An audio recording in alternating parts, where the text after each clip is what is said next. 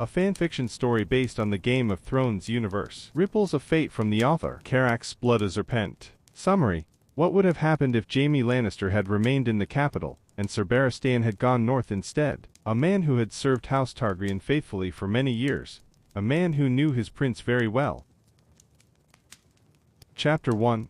Prologue. Chapter Text. Barristan. It was past 4 o'clock at the welcoming feast in honor of the king and his family's arrival at Winterfell. Under the vaults of Winterfell's spacious hall, whose grey stone walls were hung with banners, the Stark direwolf stood next to the crowned stag of the Baratheons and the golden lion of the Lannisters. A haze drifted everywhere. The smell of roasting meat and freshly baked bread filled the air, and ale and wine flowed freely. King Robert, already quite drunk, pulled a plump serving girl onto his lap, who giggled in return, and Lord Commander of the King's Guard Ser Barristan Selmy, who was currently standing slightly behind the king, was glad to be wearing a helmet that hid his disapproving expression. The same couldn't be said for Queen Cersei, whose green eyes betrayed clear contempt and disgust as she glanced at her husband. As for the rest of the royal family, the heir to the throne, Prince Joffrey, sat next to Lord Eddard Stark's eldest daughter, who was happily asking him questions. He also saw Princess Myrsa and Prince Tommen sitting and chatting with Brandon Stark, clearly discussing something among themselves. Barristan grinned as he watched them. Unlike Prince Joffrey,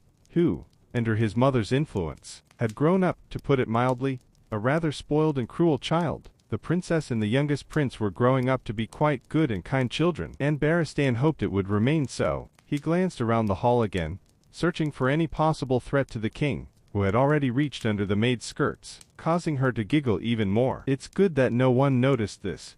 Well, at least not yet, thought Barristan, trying not to pay attention to the behavior of his king. He was a member of the King's Guard, and his first duty was to protect the king, not to judge him. While Robert Baratheon was a fine man, and a remarkable warrior and commander, he was, to put it mildly, a lousy king. During the last 16 years of Robert's reign, the king attended only 20 small council meetings, perhaps even less. The affairs of the kingdom were primarily handled by Jon Rynn, now deceased, so, strictly speaking, the royal family had traveled all the way from King's Landing all the way here to Winterfell, in the heart of the north, so that Robert Baratheon could personally offer the position of hand to his longtime friend, Lord Eddard Stark, who had not yet made a decision on the matter, though if the Lord of Winterfell did accept the king's offer, Barristan could only wish him patience and good luck in the position. He'd need it. Half an hour later, Sir Meryn Trant finally arrived to relieve him on guard duty, which Barristan was overjoyed about. Bowing to the king, who was completely absorbed in his servant,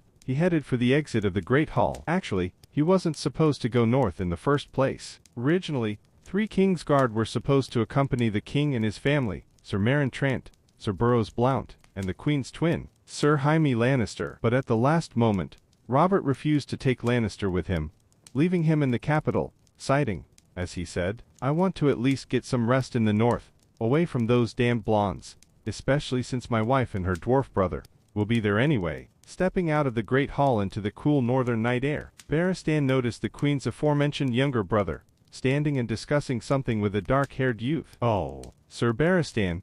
Tyrion greeted him when he noticed him. "Lord Tyrion," he nodded back. He glanced at the young man, frozen for a second in surprise. For a moment, the boy's features seemed very familiar. Blinking, pushing these thoughts away, Barristan looked again at the boy before him, whose grey eyes stared wide at him. "Ser Barristan Selmy," the boy asked, his voice filled with awe. He nodded his head in confirmation. "And who do I have the honor of speaking with?" Oh, that's Jon Snow, Ned Stark's bastard." Tyrion Lannister interrupted the young man. This earned the young man a sullen look. "Fine, I'll go warm up in the Great Hall. I don't want to freeze myself," Tyrion muttered, not noticing nothing, heading toward the Great Hall, leaving Barristan and the young man alone. Barristan glanced again at the young man, who was rather thin but tall, with dark curly hair and steely eyes, the same as Lord Eddard's. And at first glance, the boy did indeed look like a Stark, even more so than Lord Stark's legitimate children. But the young man also had traits he simply couldn't and shouldn't have. And he saw it. Those cheekbones, the shape of the nose, and the shape of the eyes, all unmistakably belonged to the dynasty to which Barristan had sworn allegiance, and served for many years before Robert claimed the throne for himself. "Sorry to disturb you," the young man muttered under his breath, bowing to him before turning away and striding off into the courtyard. Barristan himself, still in shock, watched the young man go. "It can't be, can it? It simply can't be," he muttered quietly. "It simply can't be."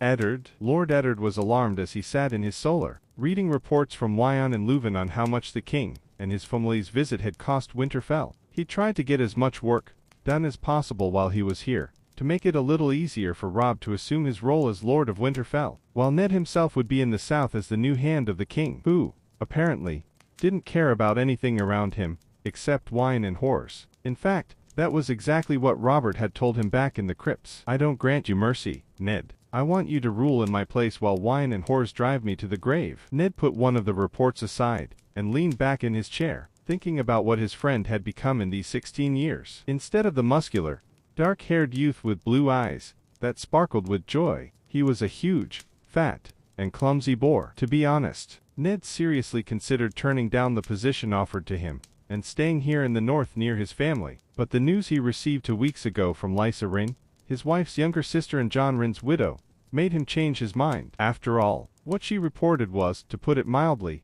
very alarming. The message stated that House Lannister was involved in Jon Rin's death, and that King Robert was also threatened with the same fate. A knock on the door pulled him out of his gloomy thoughts. He ordered them in, and was surprised to find that it was none other than the Lord Commander of the Kingsguard. "Sir Barristan," Ned said in surprise, honestly not expecting to see him. Lord Hand Selmy greeted him, bowing his head. "May I speak with you, if you permit?" Ned nodded and motioned for him to sit in the seat opposite him. "So, Sir Barristan, what did you wish to discuss with me?" he asked the knight. "I would like to discuss your son's fate, if you permit, my lord," Bold said. "Bran?" Ned asked, raising an eyebrow. He genuinely expected the conversation to be about his middle son, who was supposed to accompany him and his daughters to King's Landing in a few days. The knight merely shook his head. "No, it's not about him, my lord," Barristan told him. "I wish to speak with you about your bastard son." At the knight's words, Ned felt a lump form in his throat. No, no, no, it can't be. Did he really recognize the boy's features? A treacherous thought flashed through his mind, but he tried his best not to show it, keeping his face as stony as a mask. "You wish to speak of Jon?" Ned asked, finding his voice. The knight nodded slightly. "Yes, my lord. If you please, I have been observing the boy for some time, and I must tell you he is quite a skilled swordsman for his age. So, if you don't mind, I would offer him the chance to become my squire," Sir Barristan replied.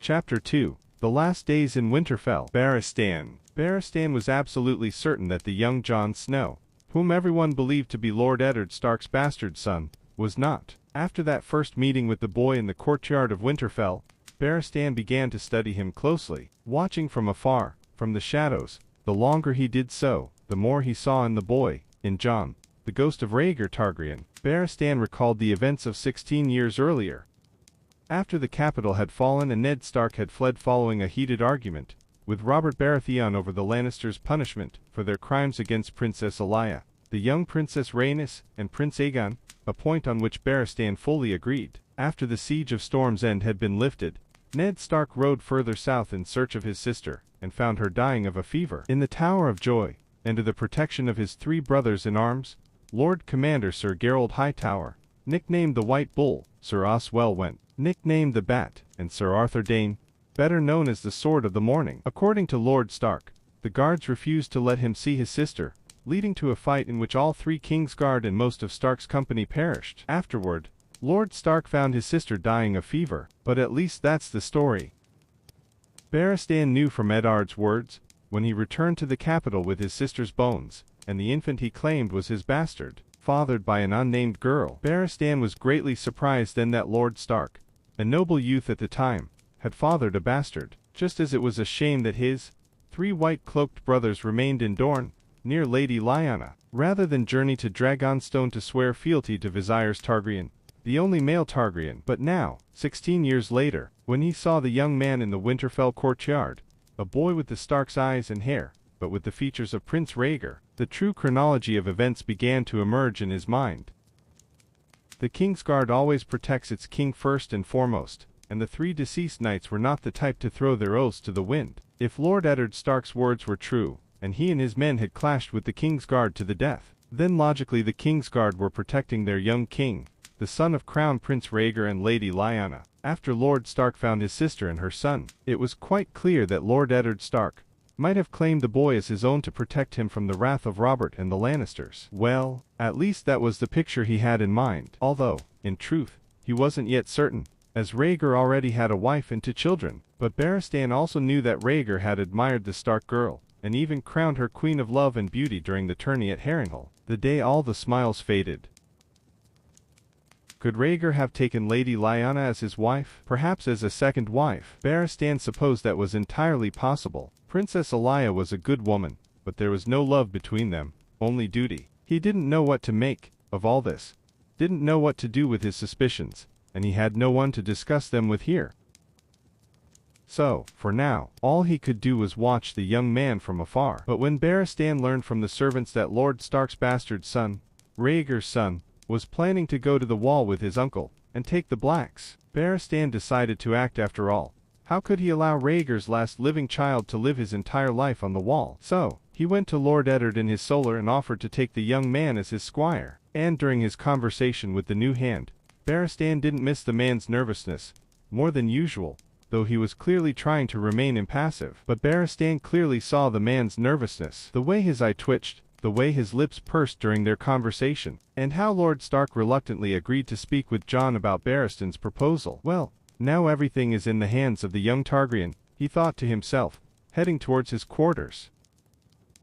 Joe. When Jory Kissel found him, and told him his father wanted to see him immediately, Jon frowned, as his lord father almost never invited him to his solar. But he thought about how this might be connected to his possible future joining the Night's Watch. He pushed the gloomy thoughts aside, and he headed for his lord father's solar. When he reached the solar door, he immediately knocked, and heard his father's muffled voice asking him to enter. Lord Stark, he greeted his father, bowing his head slightly, to which Lord Stark simply waved his hand. Jon, we agreed that you could call me father, at least when we were alone. Yes, father, Jon replied with a warmer smile.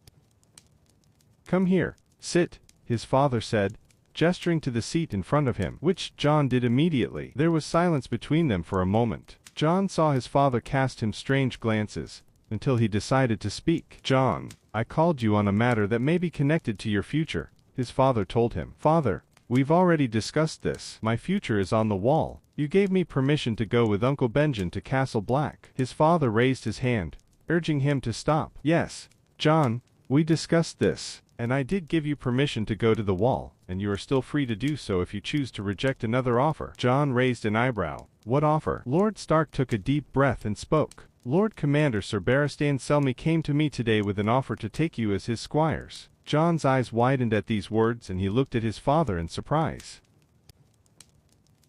What? Are you serious? Jon asked Lord Stark. Lord Stark only nodded. He said he'd been watching you for a while and that you had great potential. Did he really say that? He asked his father, his voice more agitated than he'd hoped. So it is, Jon. Lord Stark nodded. So, as you know, King Robert and his family have been visiting Winterfell for a month now, and in 2 days, they must return south. I will be going with them, as will Sansa, Arya, and Bran. But if you wish to accept Sir Barristan's offer, give me your answer now. Lord Stark paused briefly before continuing. Or you could go to the Wall. I agree, said Jon. I agree to accept Sir Barristan's proposal. For a moment, Jon saw a look of melancholy in his father's gray eyes, which quickly gave way to a normal expression. Good, Lord Stark sighed. Then go tell your brothers and sisters you're coming south with us.